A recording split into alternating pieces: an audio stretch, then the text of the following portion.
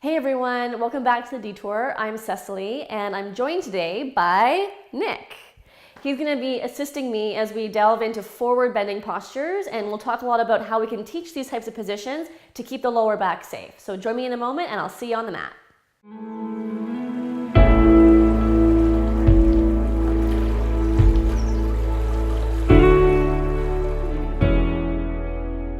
All right, so typically with forward bends, the issue for a lot of people is potential damage to their lumbar spine, the lower back area.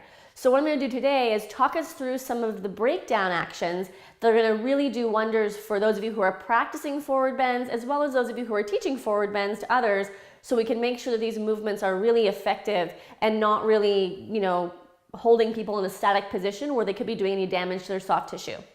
So to begin with, I'll get Nick to stand just normally facing the side.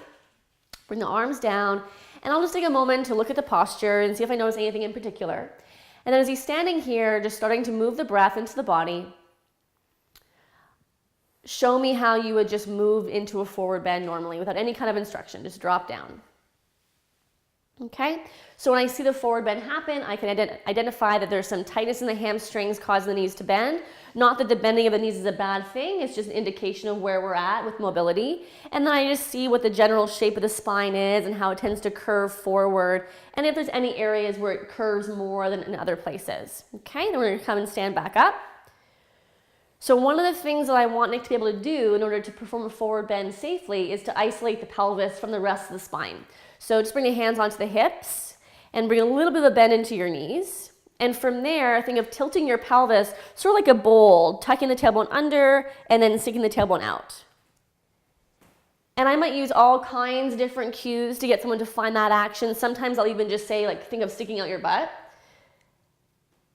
But bringing in those bony landmarks, referencing the pubic bone lifting, referencing the sit bones drawing under, all these things can be helpful to get someone oriented with this level of awareness. Let's do that one more time. Just try to keep the spine really upright so only the pelvis is moving there rather than tilting the spine forward. Yeah, exactly. And then maintaining that alignment in the pelvis, that anterior tilt, bring the spine down to 90 degrees. So you're going to hinge forward and just pause for a second and then come back up.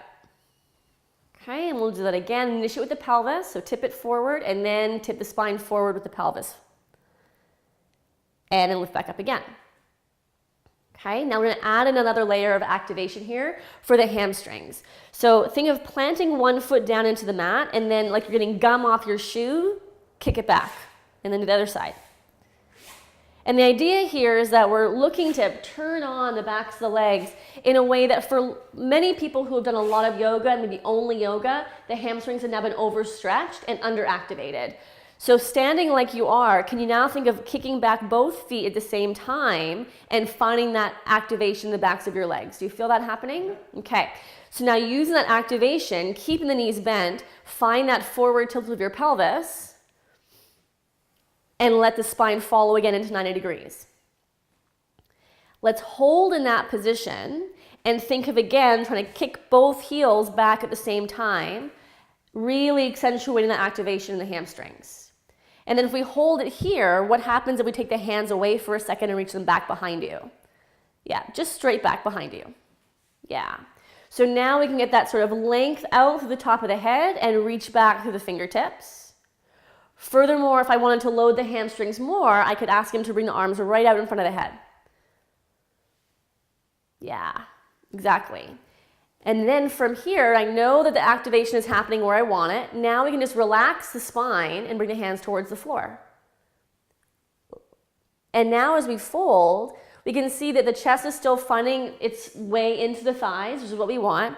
The knees are still a little bit bent, but we're doing this action in a way where the hamstrings are also engaged. Since we initiated the position with the pelvis, we can know that this area of the spine isn't overly rounded and that there's no pressure coming up into my hand. It's nice and evenly distributed through the back. Head can stay relaxed. Nice. And then keeping some weight in the heels, draw the hands back to the hips and use those hamstrings to stand up. Nice.